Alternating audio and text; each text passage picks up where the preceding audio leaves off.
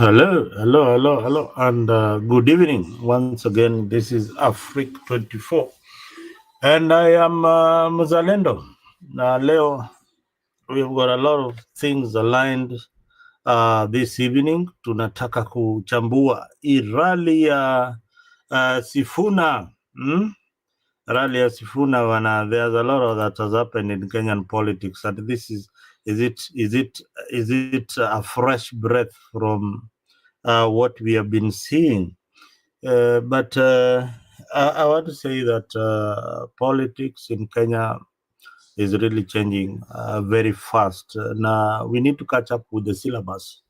Hii syllabus ya Sifuna inakimbia mbio sana, and sometimes you can be left behind with this current political situation.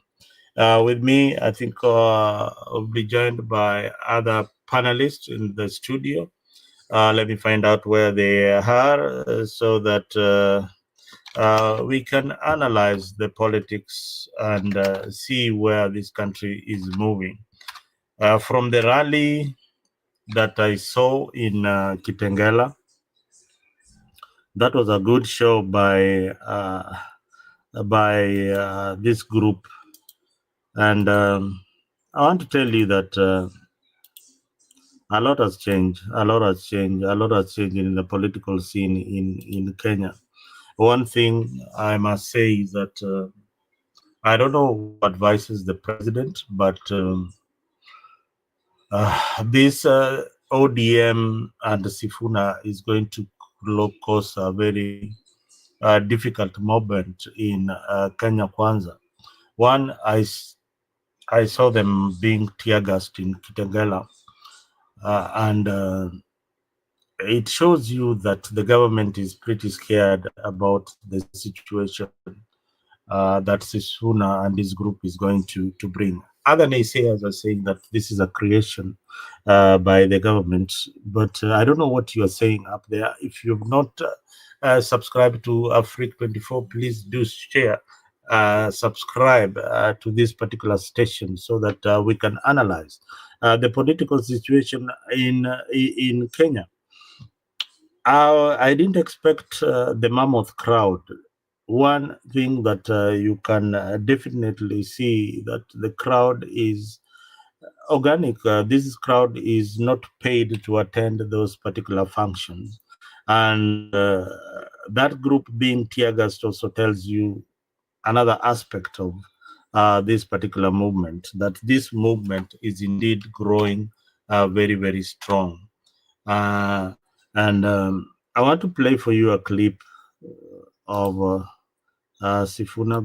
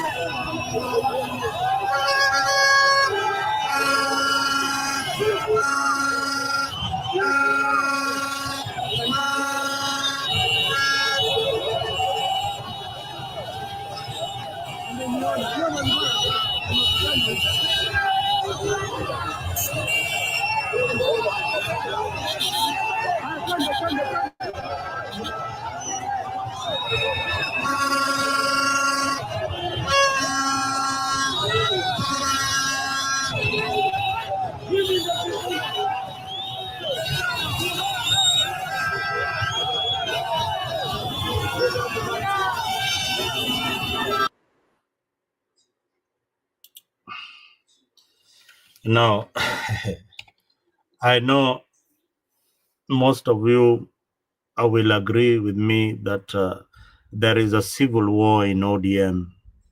There is a civil war that is happening in the Orange Democratic Movement. And Sifuna is at the center stage of this war that is happening within the Orange Democratic Movement. It is the old versus the young. The old guard in ODM are really fighting hard to remain relevant. And Sifuna is using his youthful connection to the young people of this country and those who care about policy and relevance, and also the DNA of ODM party. ODM party was built for resistance. ODM is a party for resistance. So there are two scenarios that I'm seeing that might happen in our politics. And one of them is that one group will either have to quit ODM, and the other group will either remain in the border-based government in order to remain relevant. So this other group that really wants to be in the UDA will fold and join UDA despite everything. Now, Sifuna can remain with the faction of ODM that is not aligned to the government, but aligned to the opposition politics. So these two factions is what is going to cause trouble in 2027, especially this wing of Babu Owino, Sifuna, Amisi, Orengo. That group is built on resistance, and that is how Raila created a strong opposition movement. In this rally, we noticed also that opposition figures like Kalonzo Musyoka, Rigathi Gachagua were not present on this particular rally. What does that tell you? It tells you that this other wing will keep on engaging the government and being deviant with the government, and the other thing will also keep the government engaged. So why did William Ruto and his handlers create Sifuna? I don't know. You look at politics in a different way, but I look at politics objectively. You might disagree with me, but Sifuna is a creation of the broad-based politics. The broad-based politics is what created Sifuna. Those who disagreed with the broad-based movement created Sifuna. Is he going to survive in the political terrain in Kenya as it is right now? The answer is yes, and a big yes. Now, also, I have stated here on several occasions that the Luya vote is so important. Very, very important. Where Sifuna will lie, will either form the strongest opposition movement that Kenya has never seen, or a government that is so disunited that Kenya has never seen. Meaning, if Ruto wins the elections in 2027, he comes in with not a popular mandate to run the country, but a small minority to run the politics of the country. So the parliament will be very, very vibrant. And if they remain connected, not divided, then we are here for a very rude shock in 2027. Those who still believe that the broad-based government can deliver for William Ruto, especially the ODM broad-based wing, the answer is no. Because first of all, under the leadership of Oburu, we have seen a more divided ODM than before. You might not accept it, but we political observers see a more divided political movement than under Raila Odinga. Raila Odinga was the glue that joined this party. Without Raila Odinga being the glue, or Oburu Odinga cannot be the glue that binds ODM movement. And we've seen that weakness in Oburu, that he doesn't enjoy the DNA of ODM. So the DNA of ODM is buried in Bondo, and a portion of it is now inherited by one Sifuna. One thing for sure, and that stands out, now Sifuna is becoming more popular than even Babu Owino. because he comes from a larger voting bloc, and that is Western region. So if Western is united under one banner, then there will be a significant threat to ODM. Remember that ODM had given some of its experts like Opio and all that. But there's a big joke said in Luo Nyanza that these people have not delivered for William Ruto. They are seen in many places, but they can't give the opportunities to the locals. What Wandai has probably delivered is maybe marrying a third wife. That is the joke that is being said in the political circles in Nyanza.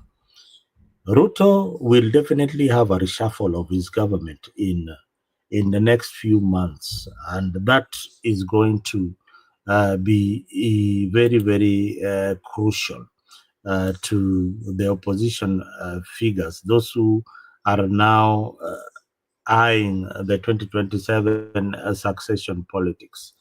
Now, should the declaration in Kitengela back Sifuna to carry the opposition mandate and steer the opposition towards 2027, then we are looking at a very unique scenario in in the coming elections. Why do I say this? And listen to me carefully, because most of you don't listen to this analysis. I have predicted, and I always predict right. If I cannot even predict my own loss in an election, then who are you not to listen to my conversation? But before I give you these statistics, if you have not subscribed to Afrique24, please do so. Go to YouTube and do subscribe to Afrique24.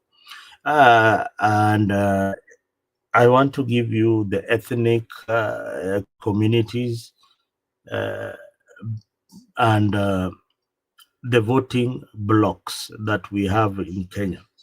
First, let me start with the voting block. The largest voting block that we have in Kenya is the Kikuyu community. Then, number two, we have the Luya community, then the Kalenjin community, then the Luo and the Kamba follow in that sequence, and a coastal community. And now we have the Somali community also nearly overtaking the coastal community. To be the president of the Republic of Kenya, there's only one formula. You have to get 50% plus one vote of the total votes. So this is what it basically means, even to inamaanisha that kwa hizi counties, if in the 24 counties, you have to get 25% of those votes. Now, why you need other ethnic communities to join you so that you get that percentage is why we have coalitions, is why ODM under broad base is eyeing to unite with William Ruto. William Ruto needs that block. William Ruto needs that block. Now, if you don't have a presidential candidate, then you become significantly irrelevant, meaning that you could be the swing county or the swing ethnic bloc that determines the presidency. And that is how the ODM political wing are playing their game. If they have got the majority in Coast, they become the swing. If they have got majority in Nyanza, they become the swing. So politics politics in Kenya is built under an alliance of combinations of ethnic groups. No ethnic community can win the presidency without the backing of other ethnic communities. Now, that is why we have people called regional kingpins. And the strategy is always voter turnout, where ODM has always got it wrong when it comes to voter turnout and voter mobilization. So when we have voter turnout and voter mobilization, ODM has really missed the mark when it comes to that particular uh, issue. And I want to tell you that, yes, ODM missed the mark when they were only to mobilize over 200 votes for Raila to become the presidency. They missed that. Now, with the absence of Raila Odinga, the ethnic mobilization of the Luo community is left. For one, I think Gladys Wanga is carrying the mantle, plus this other leader is called Oburu Odinga. Oburu Odinga. Oburu Odinga is also carrying the mantle. But who among these people can really convince the Luo community in a certain direction? For the first time, and we have been begging for this for the longest time, that we need to have the community putting its eggs in different baskets so that we achieve our goal as the Luo community. I come from that region. I will speak authentically on what I feel my position is. My position has always been, let us not put our eggs in one basket and rely on that basket. If we do that, then if we miss the point, if we miss that election, then we are we start engaging from a point of loss, not from a point of strength.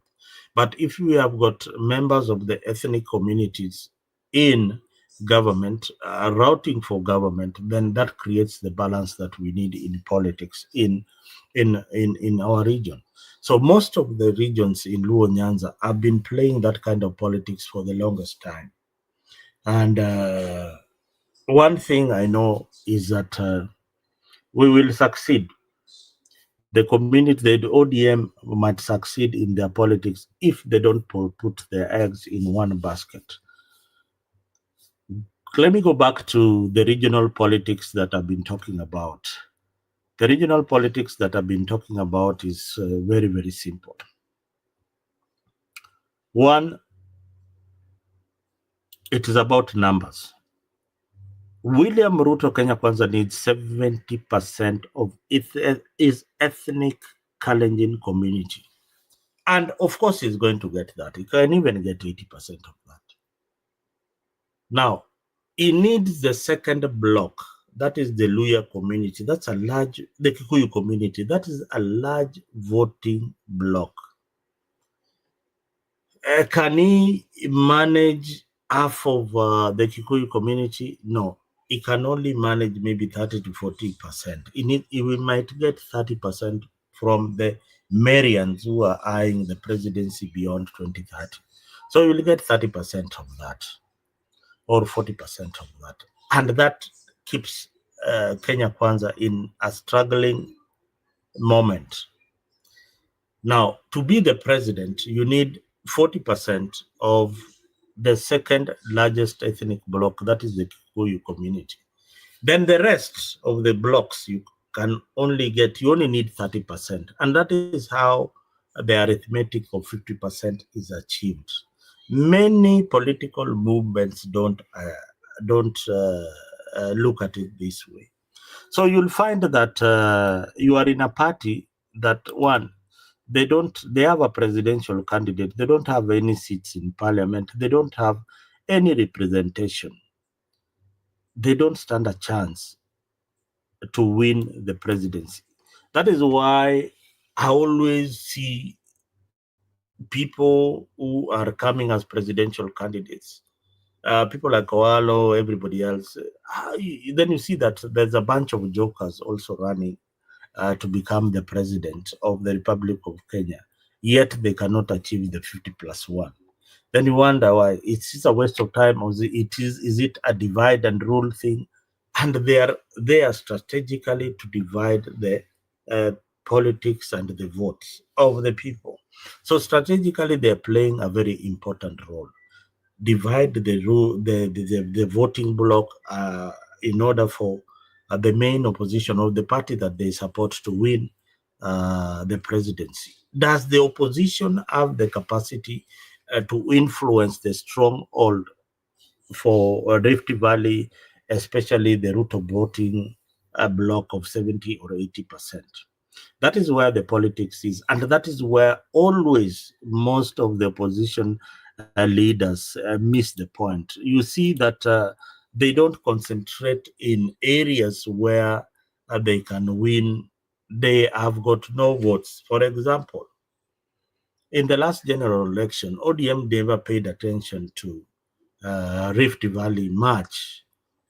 But Rift Valley, had they paid full attention for Rift Valley, especially on the stronghold for William Ruto, then they should have managed a sizable amount of votes in that region, which they did, and consequently they lost the election.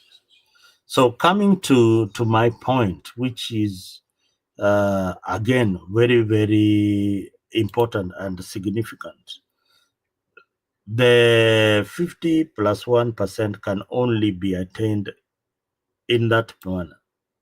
So that is the political, ethnic, arithmetic that dominates our politics. And that has always been the voting patterns.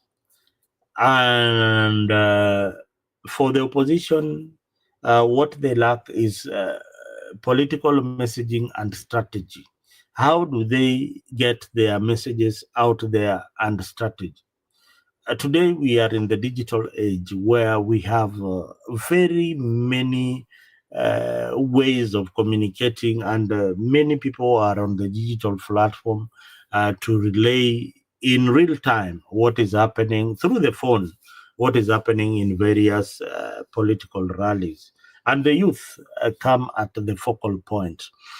And that one brings me again to another ethnic bloc that will determine the Kenyan politics and the direction we are going to go. The Gen Z political non-tribe movement, the tribeless political movement. They don't belong to any region. They belong to any region, but they don't align to any tribal formation. Where they will lean, that group will form the government. And that is where the politics is for 2027. So, one, the issues in 2027 will be economic hardship, youth unemployment, and are the youths satisfied with this government? That will be the question. That will be the question. So it will not be about the roads, the stadiums, and all that. I have broken to you down the numerical strength. Oh, karaoke Thige. Oh, thanks for watching, Thige. A long time, my brother. I need to give you a link so that you can come in and we discuss a bit about football. You are somebody. Weni gwiji wa mpira na striker matata sana. Karaoke Thige. Thank you very, very much, my good friend and long time buddy. Politics is becoming interesting. That ethnic bloc called the Gen Zs are going to be very, very strategic in 2027. Remember, always analyze politics using data. Don't analyze politics with the massive crowds, because that has not proved to be the reality in our politics. ODM failed many, many times. I analyze the politics using data. So the data science says that, and remember this, The issues in Europe, the issues in America, the issues all over the world, the issues in Iran, and you see the dissatisfaction that people are against government. It's because of one thing. It is because of the ethnic.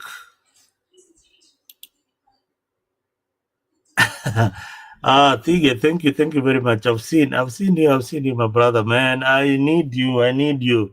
Please, leave for me your number on my message on my Facebook page so that I can reach out to you. There is something that we need to work on, me and you, Tige. I know you will be a good input coming to the World Cup, on a short analysis on how football is played and how Arsenal is winning the league. I know you are not an Arsenal fan, but Pole Sana, I think we are cruising on this one and probably we will win the league.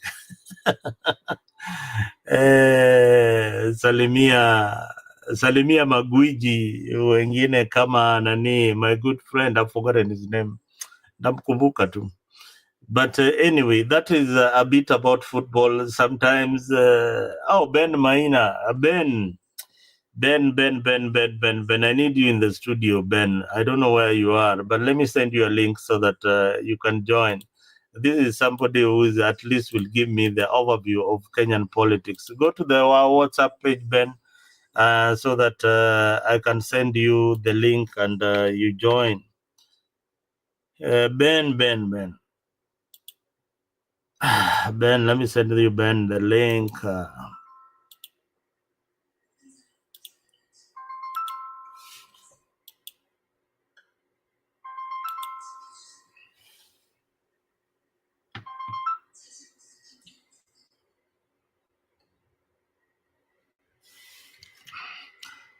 All right, Ben, you have the link there. So, and let me also post the link on my page so that anybody who wants to join can join.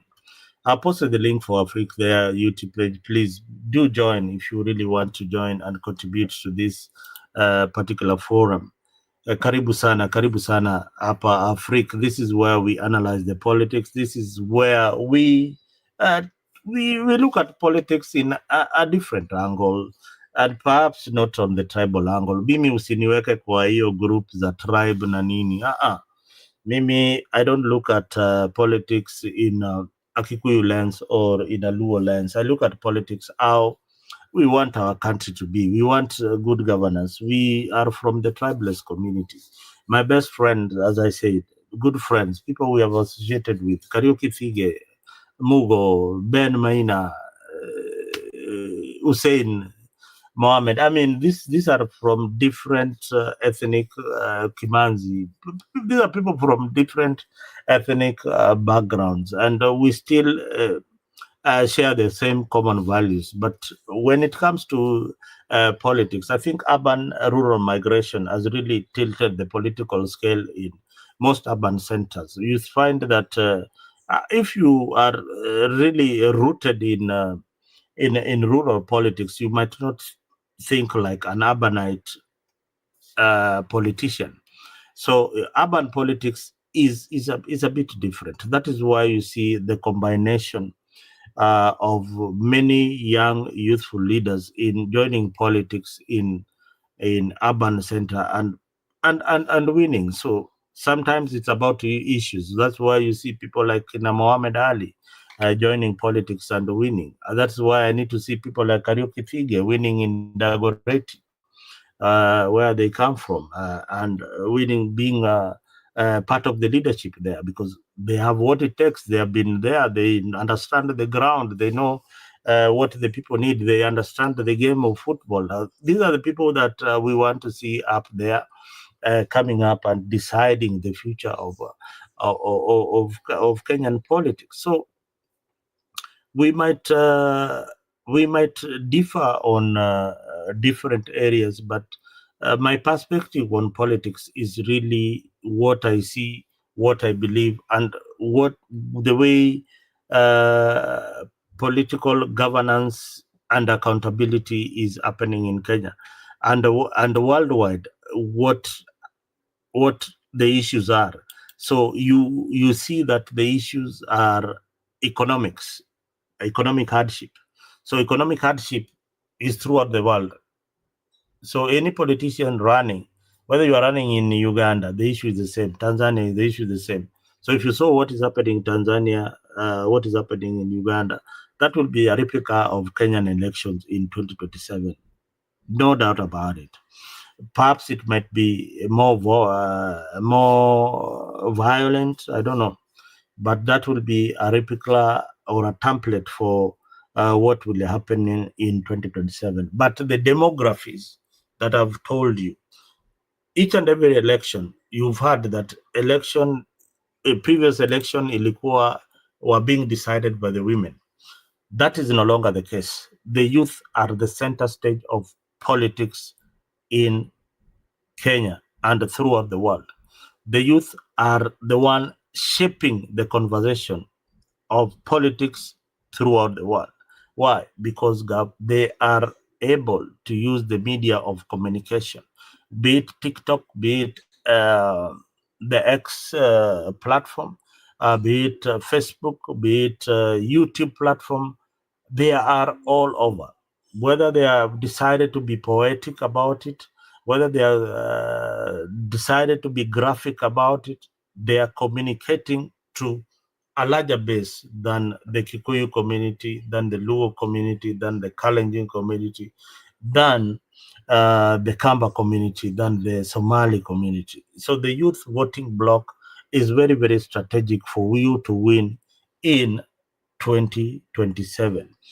You have seen the problems in, let's say, Northeastern. For a very long time, we have thought that the Muslim community are indeed a template for integrity and accountability and transparency. But look at what is happening in Northeastern. Look at the schools. It's very sad. Very sad. Hospitals, zero. Water, zero.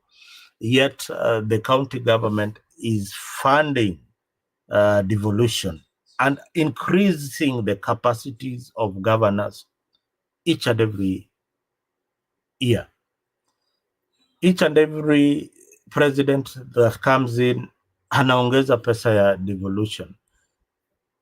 But where is the money landing? In Northeastern, wanachukua pesa ya wananchi, they are investing in South Sea, they are investing in Eastleigh. These are the kind of reliable leaders that we want. And if you have seen the likes of Duale, the likes of Godana, the likes of all those MPs that we have seen from yesteryears in Northeastern, they are the same. When you water, they are cut from the same cloth. They have impoverished the community to an extent that the locals do not have a voice. Voice completely. Yani Northeastern mtu anaiba mpaka anasema kuna river huko Northeastern. Hata river ile iko na wamepanda miti in a dry area like Northeastern. Yani na anasema on national TV, and yet some of them are saying ule wa, I don't know, ni wa Vinyandeti, I don't know whether it is I don't know, I've forgotten the MP. Anasema yenyewe, I misappropriated this fund and I'm sorry. Nothing is done about it. Zero accountability. Hii pesa imepotea na imeenda kabisa. Imeenda kabisa. So we need to look at our leaders and demand for accountability. I think the rally in Kitengela has brought a lot of enthusiasm in our politics, the vibrance that is needed. But Ruto pia sio mchezo, is a strategist. Is very fluid in his communication. I don't think there is a good communicator, a better communicator than William Ruto. I can only match him with Sifuna. But William Ruto is very, very persuasive. And if you are cornered with him, they will persuade you to vote for him. So he fits in as a good presidential candidate, a good bargaining power to retain power, but of course being on top and being number one in the country, wewe ndio lazima utapigwa mawe, hakuna kitu ingine. The only part that William Ruto failed terribly is trying to manage opposition politics. That was the zero-sum game. You should have let opposition handle their politics. Wajimalize hao wenyewe. They would be struggling internally, and then whatever remnants that are remaining, you would have inherited that group of leaders to move forward in 2027. Because first of all, in terms of infrastructure development, Stadium Barabara is done well. Mgama mpatia haki yake, amefanya kazi mzuri hapo, no doubt about it. Hiyo amefanya more than any other president ever since I started my politics. In terms of infrastructure, in terms of deliverables, things which are tangible, you can see them. But in terms of economic front, making sure that people are employed, people are get value for the taxes they pay. I think they've been having a very big problem. They started now. The latest is the Nyota Development Fund.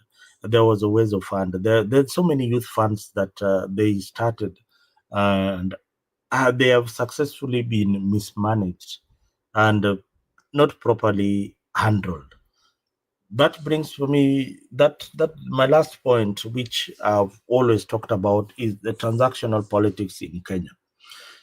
So this group of Sifuna, can they survive the transactional bid in our politics? Can they really survive the transactional bid in Kenyan politics? Can they really survive? The answer is I don't think so. I don't think so. Sifuna is a good leader. Is a good mobilizer.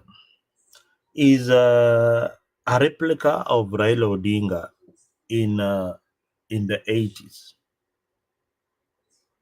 Is a 90s.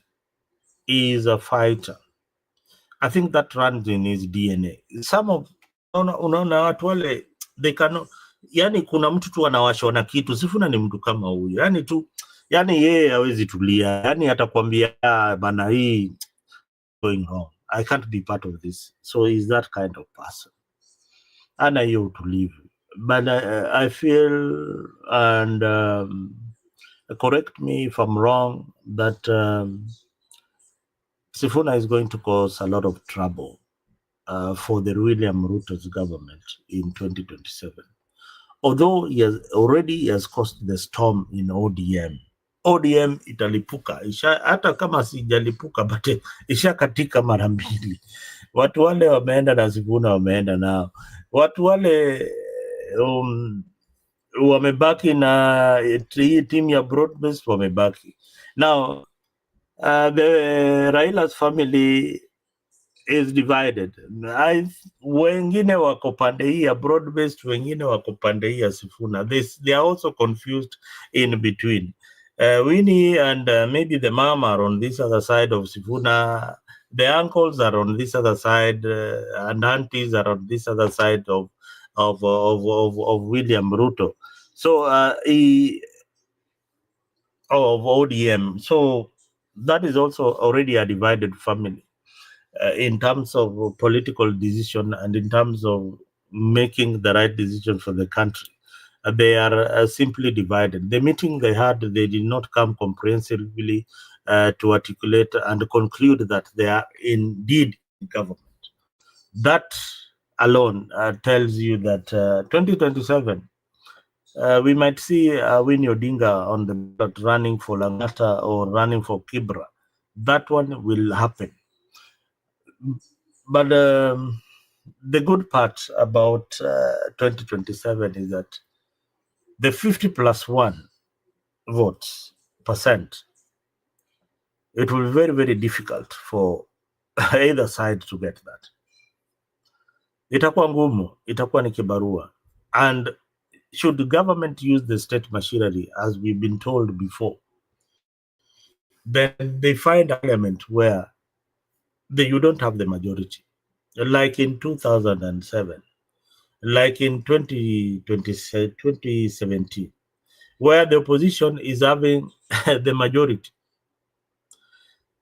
Opposition politics in Kenya have always won the election. Largely, most elections they have won. According to the data and the analysis and the confessions that people make, that they have always won this election. But they have always been denied the opportunity.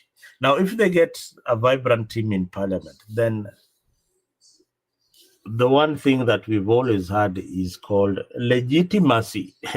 Are you the legitimate president of the Republic of Kenya? For me, William Ruto losing Mount Kenya was a big blow.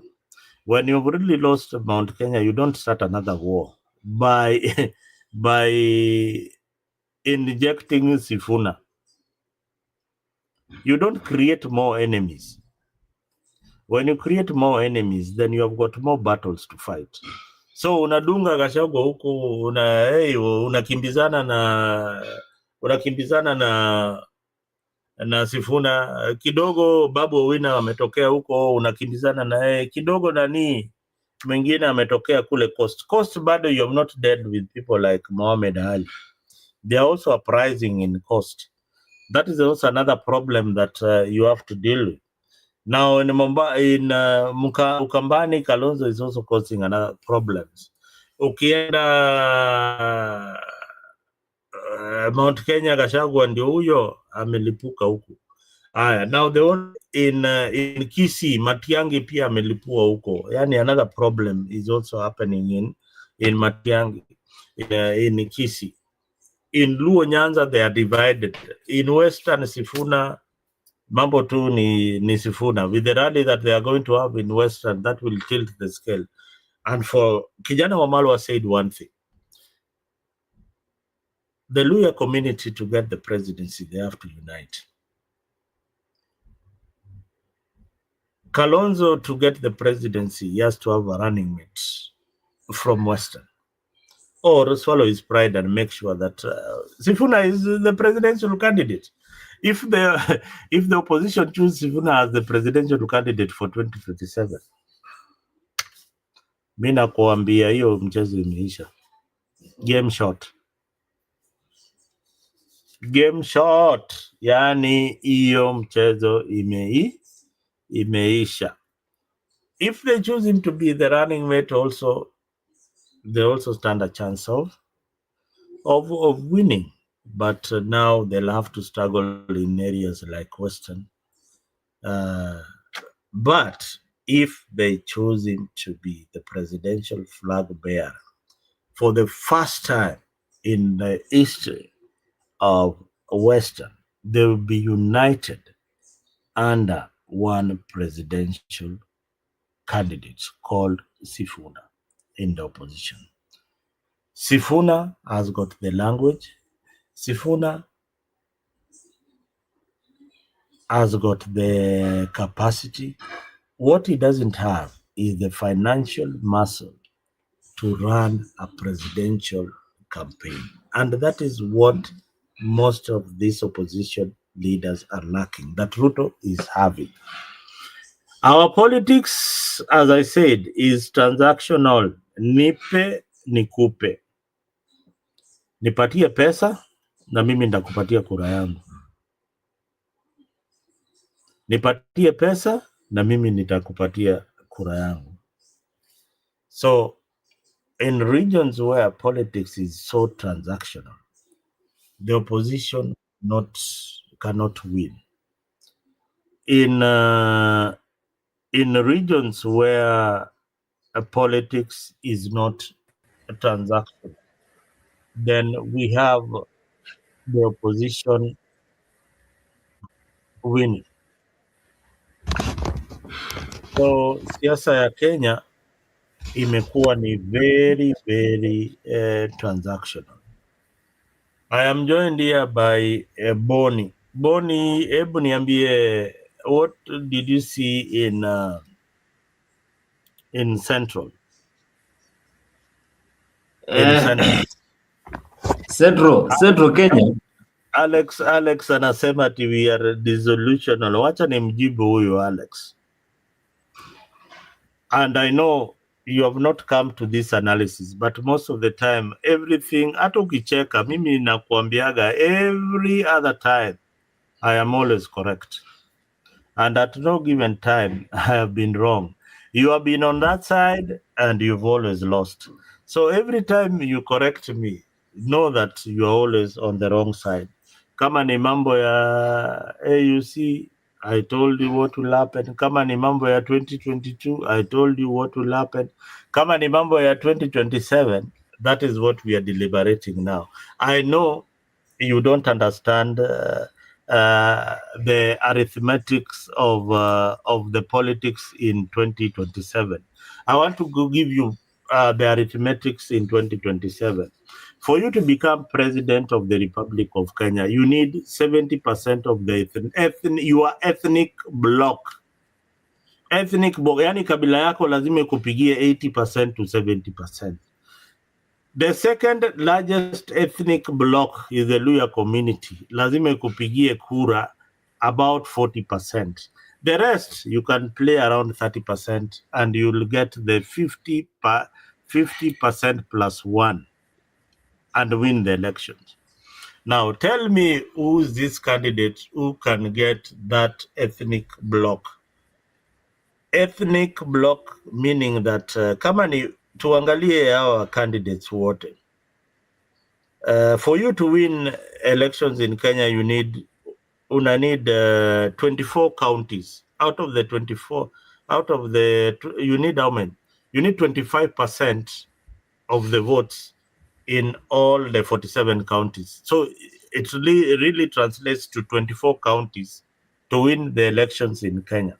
Now, there is a new voting bloc called the Gen Zs. Our voting bloc, where will they place their vote? The answer is simple. The ethnic bloc called the Gen Zs, which data analysis says that they will be almost 50% in 2027. There will be almost 15 million of them in 2027. So 15 million of them, 5 million, 7 or 8, give it a number, will vote ethnically for the tribe and where they come from. But how will the tribeless Gen Z vote? The tribeless Gen Zs will vote for people like Sifuna. The private Gen Zs align very well with the politics that Sifuna is playing, and that is the populist politics. ODM party was built for resistance, and that is what Sifuna is presenting on the table. And that is what Raila Odinga was. And that is what Raila Odinga envisioned when he came into power. Hii mambo ya broad-based, it's not part of Raila's philosophy and agenda. Raila's philosophy and agenda was to grab power. But people have tweaked it to believe that Raila never wanted to be president, things like that. I've heard so many people saying that. But we are not looking at politics in the ethnic angle. Maybe that is what is the difference. If you're looking at politics with ethnicity, then you will miss my point and just laugh it out. But at the end of the day, politics in Kenya is really changing. It is about economics, it's about the youth. It is not about how you feel, and it is also about enthusiasm. So what does Sifuna bring that Matiang'i and the rest don't have? Enthusiasm, that urge to be part of this group. So if you don't have that urge to be part of the group, then that is where the problem is. So Boni, sema kitu. Sifuna for president, Babu Owino for deputy president 2027. ODM, we have the new Raila Odinga force. Hivyo Sifuna kwa debe. Hata kama ana pesa tutamsupport, ataweka paybill number, kila Mkenya akitoa pesa hapo tunamsupport bana. Okay, wewe maoni yako unaona ati nani atakuwa president? That's also weird. Wewe unaona nani who will be the president? Sifuna anaweza kuwa presidential candidate wa ODM na Babu deputy. So already we are looking at a situation where wewe unaangalia Sifuna as a possible presidential candidate for ODM. Yes.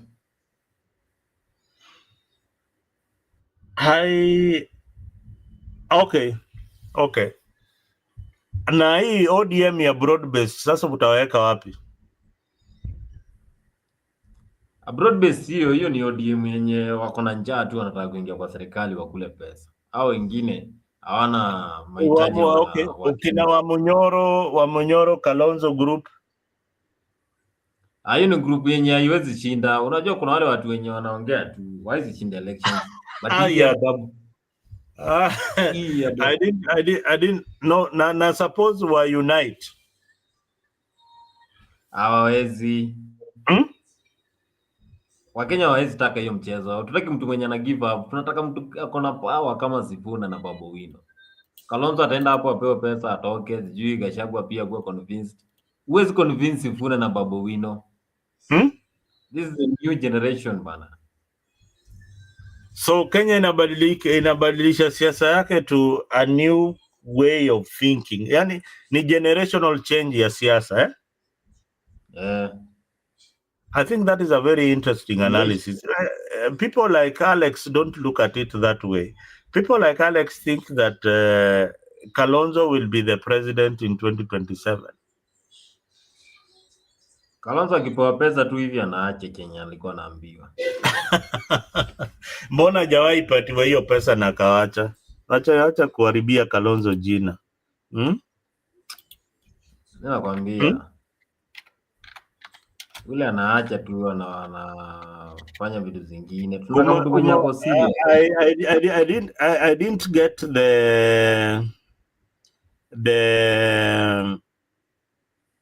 the messaging. Nani hapo katika hiyo group message yake resonated well with the people? Group gani? By the way, tuko na Karaoke Thige. Unajua Karaoke Thige, wewe unapenda mpira sana. Karaoke Thige is watching. Karaoke Thige nimeombia bana akuja wachambulie mpira pale dimba la Afrika. Karaoke, unajua Karaoke Thige wewe? Wewe unajua Karaoke Thige? Nyamaza. Karaoke Thige akuja kwa dimba pia tuchambue. Yeah. Namwambia aje kwa dimba awachambulie siasa vile kunaenda. So wewe unasema kama if you watch the speeches za hao wanasiasa, people are saying that at hiyo group ni ya Uhuru, sijui ni ya nini. Uhuru is the one funding it. Wewe unaona maoni yako iko aje? I think hata kama ni yeye anafund hao watu wenye wako kwa Mombasa, hata yeye amefail. Watu wengi walikuwa Kitengela, watu wako kwa focus na vitu ziko na maana. Wale watu wanajali wa Kenya, hao ndio watu wana focus na wao. Sio mtu mwenye tu anataka tu. Hii ya Kitengela ni watu ambao wanajali wa Kenya. Ya Kitengela ni watu ambao wanajali wa Kenya. Sio hao wengine wameweka tu pesa ndio wanataka ndio wanyanyaza wa Kenya. Haiwezi. So hii ya Kitengela ndio vitu vinabadilika. Siasa inabadilika saa hii. Tunaangalia siasa kama kitu ingine imebadilika. Vijana wanataka kubadilisha. Babu Owino hayuko hapo, Sifuna hayuko hapo, Didi Nyoro pale. Yaani ibadilike. Wazee wote wako Mombasa huko wote wameshaingia kwa serikali. Sasa ndio wakati wa saa hii Junet angekuwa pale ana support Sifuna, akina John nani tunataka hiyo broad base saa hii, wakati wa broad base imeisha, wanafaa break up hiyo broad base, tuingie kwa siasa already. Broad base kazi yao imeisha. Unaona Waluya ni kama watasupport Sifuna. Will they really support Sifuna?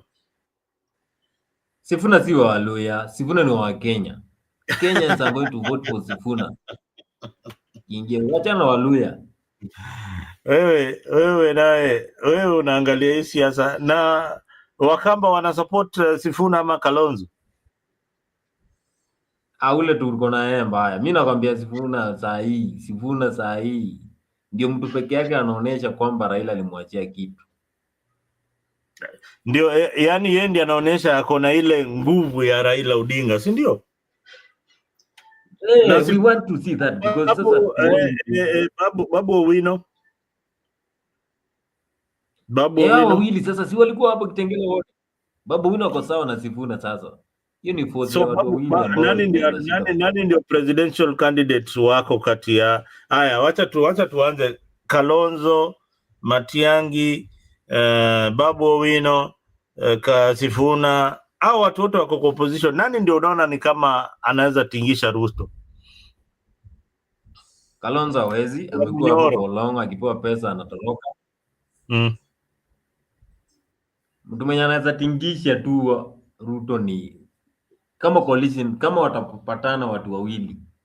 ODM itakubali, akina Oburu Odinga waende nyumbani watulie, wapatie vijana kazi. Kalonzo hawezi, Gachagua hawezi. Really? Mwenye anaweza saa hii mtu mwenye anaweza, tunataka spirit ya Raila iendelee bana. Hata mzazi anatakanga spirit yake, kama alikuwa anacheza, kama alikuwa anafanya kazi ya nini. Winnie Odinga alikuwa pale. Winnie Odinga alikuwa Kitengela. Winnie hakuwa na Kitengela, but alikuwa kwa press conference ya Sifuna. Yeye ako kwa Sifuna. So Winnie Odinga of course wakishasema tu hivi, wakishasema wana declare presidential candidate, Winnie Odinga anakuwa nyuma yao. Wow.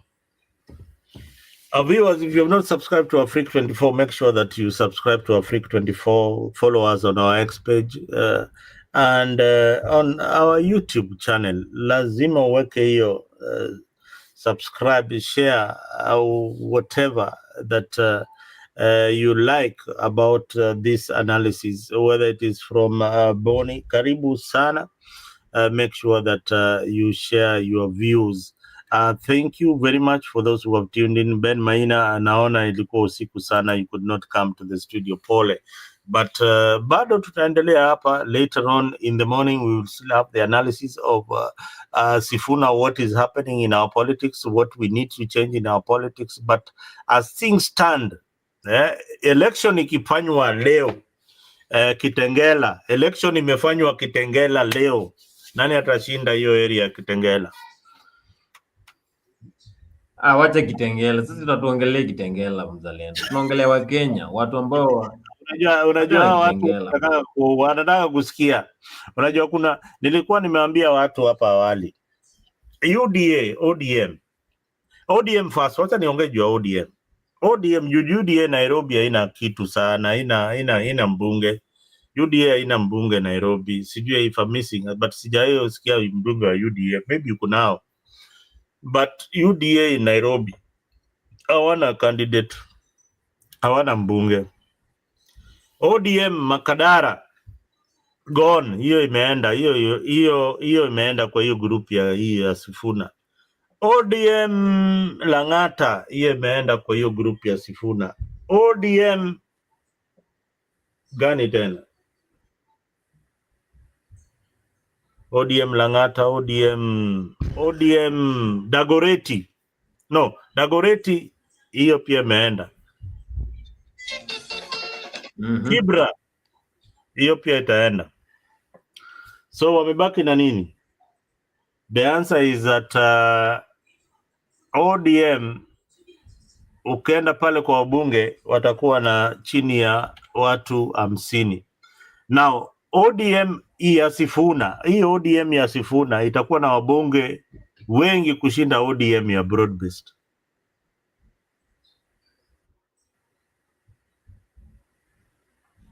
Umesikia hiyo? Nasikia. So anyway, nikifunga kwa sababu nimeshapiga 1 hour na hii ilikuwa ni Mzalendo Uncensored. So hapa ndio tunapigaga hiyo siasa ya broad based alliance na vile kutakuwa in 2027. Guys, I want to thank you very much for those who are tuned in. This has been Mzalendo, and I was joined here by one interesting fellow and commentator on here on Africa, one Boni Kimanzi. Boniface Kimanzi, asante sana for joining Africa. This has been your one and only Mzalendo, na nimekuwa hapa on 60 minutes. I hope that you have enjoyed this part of our show. I think later on we will have a comprehensive look into what our politics really entails later on. Alex, kama huku join, pole sana. Nafikiri next time you will be able to join us here on 60 minutes. Otherwise, thank you and have a good evening. All right.